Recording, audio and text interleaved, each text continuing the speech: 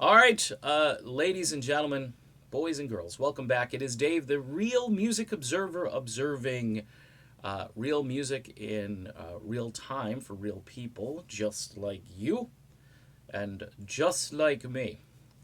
Well, Captain N. Tennille is no longer. It's just Tony Tennille, as Daryl Dragon checked out on us yesterday and left planet Earth. He died at the age of 76. The captain was part of my youth for sure. 10 years old, and this isn't a lie. I'm not doing it just for the video here. My first 45 was Love Will Keep Us Together, a tune I believe co-written by Neil Sedaka, who really gave these guys a hanging curveball, and all they had to do was arrange it and produce it and sing it, and they killed it. Tony Tennille was just amazing on the track. The keyboards, very important to this song. The synthesizer becoming more and more important to records.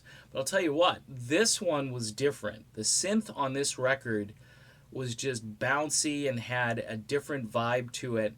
And when that song came on the radio, and was predominantly AM radio in those days, it just exploded, and it cut through all the mediocrity and sort of the standard AM radio fare that was out there. Of course, these two would go on to have a television show because there was chemistry. He seemed like the guy with the dry humor, and he fit the mold really well in this role. One thing, the captain, of course, sort of predates the whole yacht rock thing, which happened many years later. So he was well ahead of his time, playing and performing that style of music. Sort of the tragic thing is kind of the way this marriage came together between Tony Tennille and Daryl Dragon. It was it was almost like an arranged, forced enterprise. If you check out some of those interviews with Tony Tennille, it sounds as if this wasn't the perfect life, and things didn't go the way maybe they could have gone.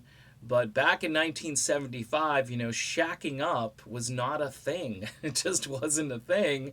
And in a way, these guys just did what they needed to do to help their career. But it was kind of weird, kind of odd, and also set the stage for all of their success that they would have. They would never climb to the heights that they climbed on really two tracks. Love Will Keep Us Together. They do a killer version of Shop Around. And then I'm trying to think. Do That To Me One More Time, I think, was the other song that went to number one. They did America's Muskrat Love, and they had a lot of near misses.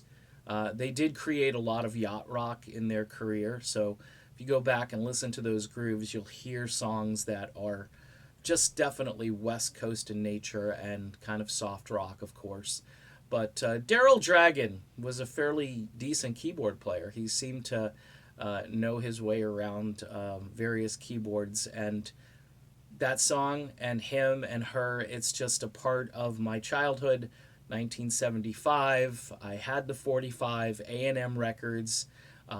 My mom wanted to kill me at a certain point because I was playing that song so much, and Tony Tennille in the song, of course, says I know, I know, I know a bunch of times, and my mother would yell and say, I know too, please turn that off.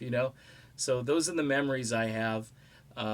Rest in peace, Daryl Dragon, part of American culture, and seemed to be a real interesting guy and so forth. It's too bad the way his life ended, and that whole marriage just a little strange. But Tony Tennille had some real positive things to say, at the time of death.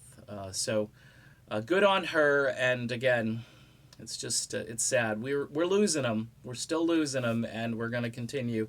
I could live off of the 1970s, believe it or not. There's so much good music in that decade.